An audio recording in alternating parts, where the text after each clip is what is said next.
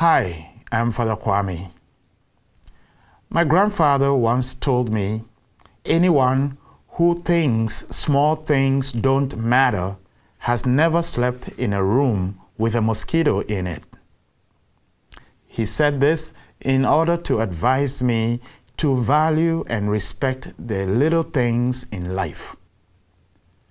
Violence in our society starts when human beings begin to belittle and devalue the preciousness and sacredness of other human beings because they looked different, they looked strange, foreign, and unknown. They appear small. The problem our society faces today is not only that there is violence everywhere we turn, rather, our problem now has to do with how we respond to acts of violence. That is, 1, what do we understand by violence? Or what is the nature of violence? Number 2, how do we resolve issues of violence? Or what approach and method do we use to address violence? 3, what do we intend to achieve when we address violent situations? Or what's our goal or our target? When we misplace or misunderstand any of the above questions, we end up perpetrating violence instead in order to fight violence. For instance, many people of faith have long subscribed to a just war theory to address violence. Capital punishment or the death penalty and violent protest are other examples of misunderstanding what violence is. Religious people, including Christians, are no different. We often try to address violence by catering to the physical nature or peripheral nature of violence, its flowering, its effects. We do our best to attend to killings, theft, assaults, etc., but we never address the climate, the mindset, or belief that incite these acts. By attending to only the physical, we often only renew or recycle violence in our communities. We do not deal with the roots of violence, so the roots reproduce more and renewed violence in our society. The roots of violence are the social and cultural climate that allowed someone to violate the humanity of another. Hence, what we need is not only to renew, but to transform by uprooting or catering to the roots of violence. We should check our beliefs. Violence is a symbolic thing, and we play a role in it.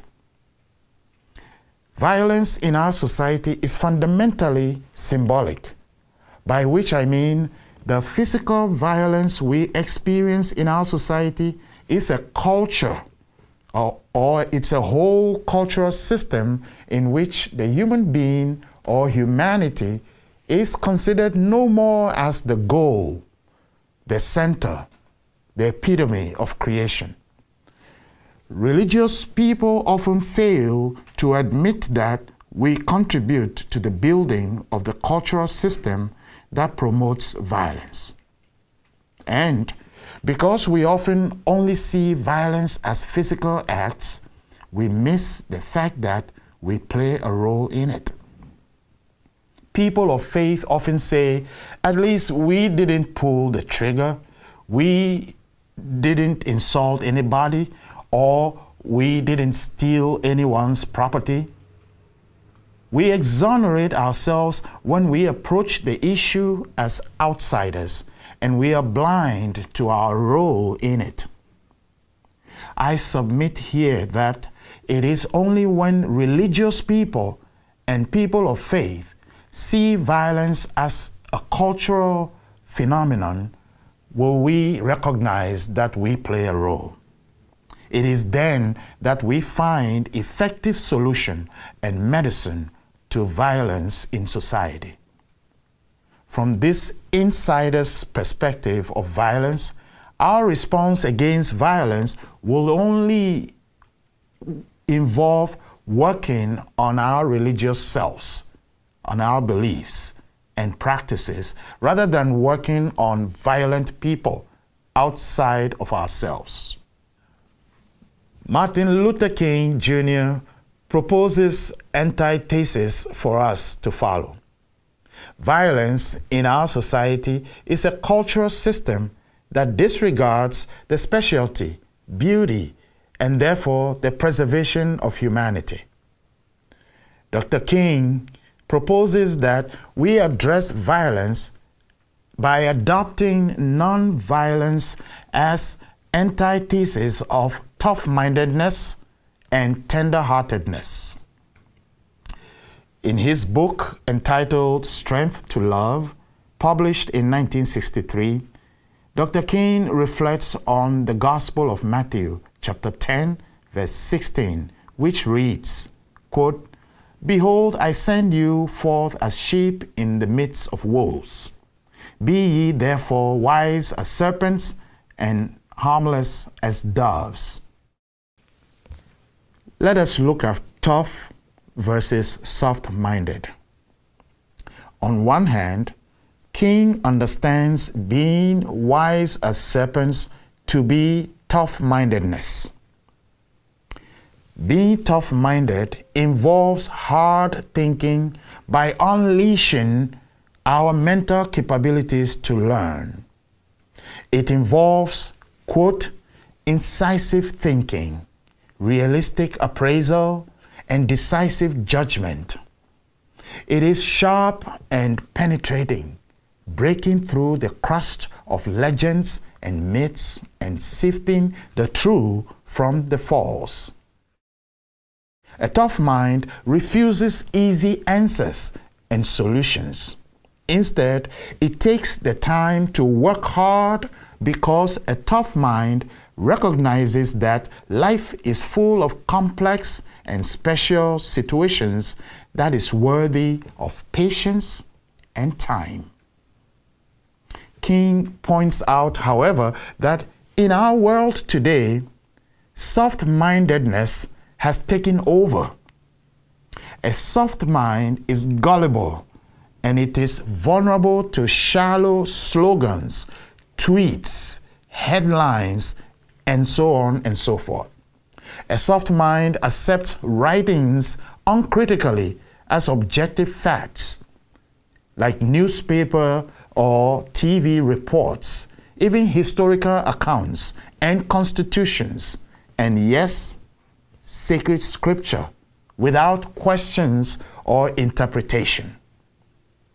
A soft mind sees sacred narratives, myths, and legends as dropping literally from the hands of God. Scripture was dictated verbatim, not only inspired for the soft mind. A soft mind fears change and progress. It prefers the status quo. It prefers sameness and upholds traditionalism. In the world of soft-mindedness, religion and science are at war. Religious soft minds cultivated hegemony and understood the difference in humanity to mean hierarchy in humanity. Someone or some culture must always be superior to another culture. In our human history, it was religious missionaries' interpretation of different people and cultures as inferior, bad, and evil that led to terrorism, imperialism, colonialism, patriarchy, homophobia, racism, slavery, classism, fascism, and discrimination of all kinds. Soft minds created a male-dominated world, which is the oldest violence against femininity. Soft minds can't handle difference. Soft minds accept only those minds that are the same as themselves, or else accept the minds that they can change by force. This is symbolic violence. For Dr. King, then, quote, a nation or civilization that continues to produce soft-minded people purchases its own spiritual death on an installment plan. Quotes close. Now let us look at tender versus hard-hearted. On the one hand, King warns us that the practice of nonviolence to transform our society does not require tough-mindedness only. We must couple tough-mindedness with tender-heartedness. In his reflection on the gospel text, being harmless as doves means being soft-hearted or tender-hearted. A tender heart is compassionate, loving, and affectionate. The heart must not be hard like the mind. Remember that. And remember that harden not your hearts is a favorite phrase in the scriptures. A hard heart is inconsiderate of other human beings. A hard heart is a lonely and cold heart. It may pretend to be compassionate and loving, but it involves ulterior and selfish motives. Hard-heartedness doesn't see people as people or persons, but as objects, as digits, impersonal entities, as numbers, and so on. Hard-hearted persons love to give dollars in charity, and they give out of their excesses, not essences. They avoid working in the frontiers, the front lines, or the trenches of justice, which requires their essence and personal presence. This kind of heart is incapable of sympathy, compassion, or solidarity. Here, therefore, is the teaching from Dr. King. Quote, we must combine strongly marked antithesis. Quotes close. Admonishing his fellow freedom seekers, Dr. King writes, and I quote, our quest for freedom, namely nonviolence resistance, combines tough-mindedness and tender-heartedness and avoids the complacency and do-nothingness of the soft-minded and the violence and bitterness of the hard-hearted. My belief is that this method must guide our action in the present crisis in race relations. Quotes close. The role of religion and faith in this non-violence community. In our religious practices, the way we understand our sacred narratives, written or unwritten, has often led us to disregard other human perspectives and cultures. We set the cycle of violence in motion when we normalize and universalize our own scriptures, both in time and in space, and require other people to conform to it by force. For example, when we get stuck in the way our forebears understood human living expressions such as marriage, sexuality, the sacred and secular, and so on, we perpetrate violence against people who live these things differently. We commit violence with our religious practice when we require human beings to serve religious doctrines and institutions rather than interpreting our doctrines to serve and preserve the richness and the freshness, the diversity and complexity of our humanity. When we fail to see that we, in our 2021 world, have more information and are more knowledgeable about humanity than those who wrote our scriptures and constitutions, we get stuck in the mud of ancient myths. And this leads us to abdicate our responsibility to increase, multiply, and dominate or transform the world, as the book of Genesis implies in Genesis chapter 1, verse 28. Dr. Martin Luther King's antithesis of both tough mind and tender heart relate with what we know in cultural studies as the logic of coupling, which was developed by the late Jamaican British scholar Stuart Hall. According to Hall, sameness is not the only pretext to unity, but more so, difference is. We don't come together because we think in the same way, eat the same food, love the same way, worship the same way. Sameness is boring. Sameness is poor. Sameness is stinky. Instead, difference helps us to see the bigger picture, makes us colorful, gain wider knowledge and perspective, and yes, see God much better. So King and Hall are saying that we must couple both sameness and difference to get the bigger and richer picture of humanity.